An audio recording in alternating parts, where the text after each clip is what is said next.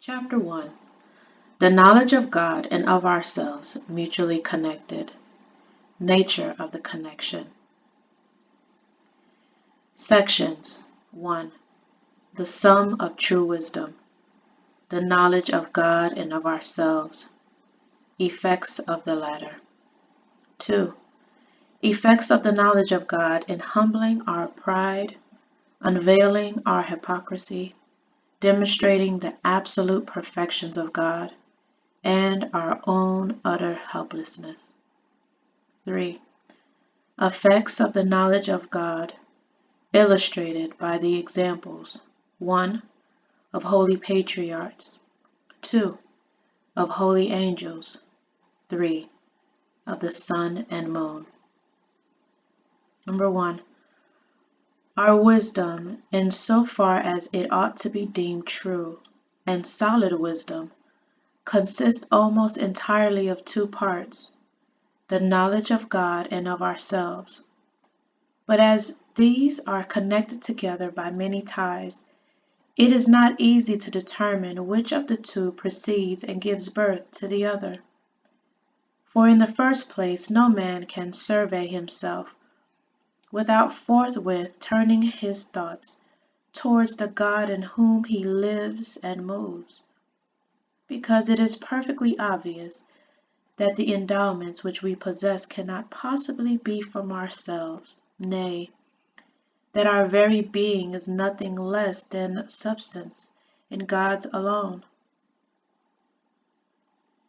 In the second place, those blessings which unceasingly distill to us from heaven are like streams conducting us to the fountain. Here again, the infinitude of good which resides in God becomes more apparent from our poverty. In particular, the miserable ruin into which the revolt of the first man has plunged us compels us to turn our eyes upward, not only that while hungry and famishing we may thence ask what we want, but being aroused by fear may learn humility. For as there exists in man something like a world of misery, and ever since we were stripped of the divine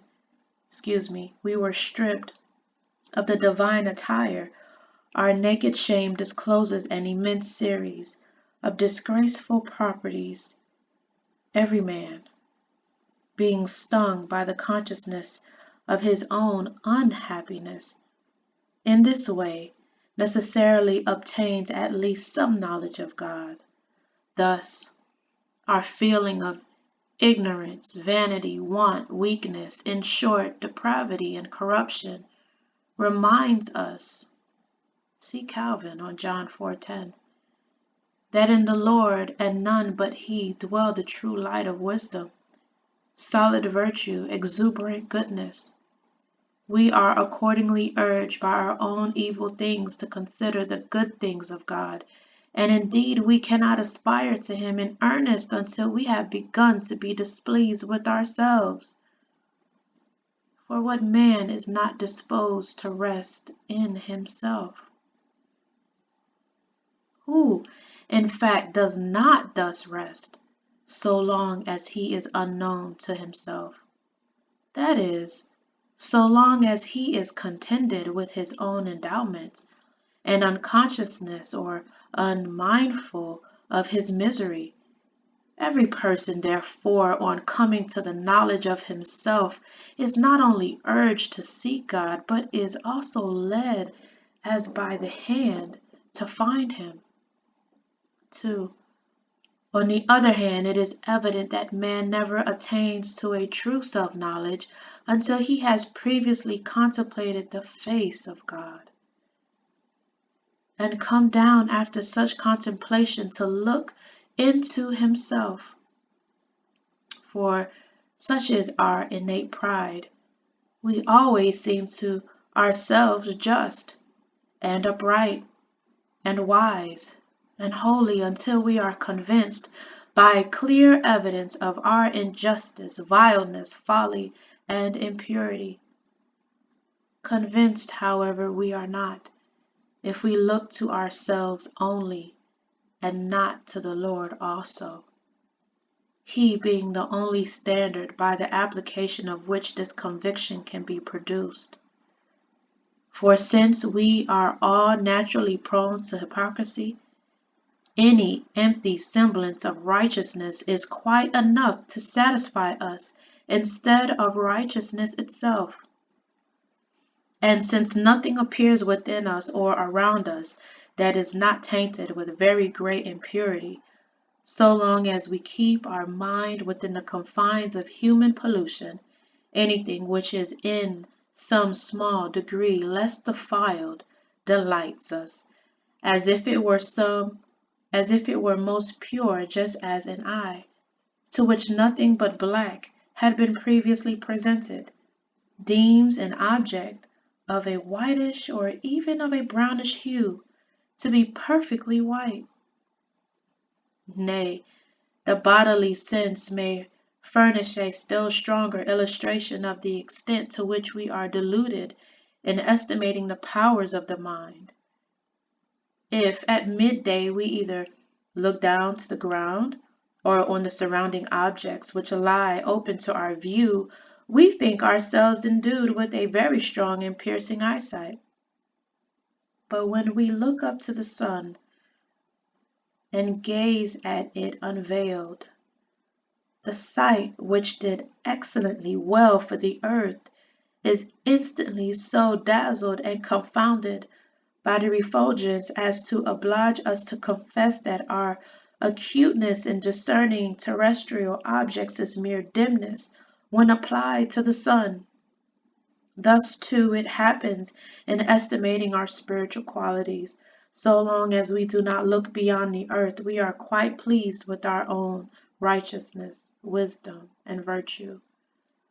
We address ourselves in the most flattering terms and seem only less than demigods. But should we once begin to raise our thoughts to God and reflect what kind of being He is and how absolute the perfection of that righteousness and wisdom and virtue to which as a standard we are bound to be conformed, what formerly delighted us by its false show of righteousness will become polluted with the greatest iniquity. What strangely imposed upon us under the name of wisdom will disgust by its extreme folly. And what presented the appearance of virtuous energy will be condemned as the most miserable impotence. So far are those qualities in us which seem most perfect from corresponding to the divine purity. 3.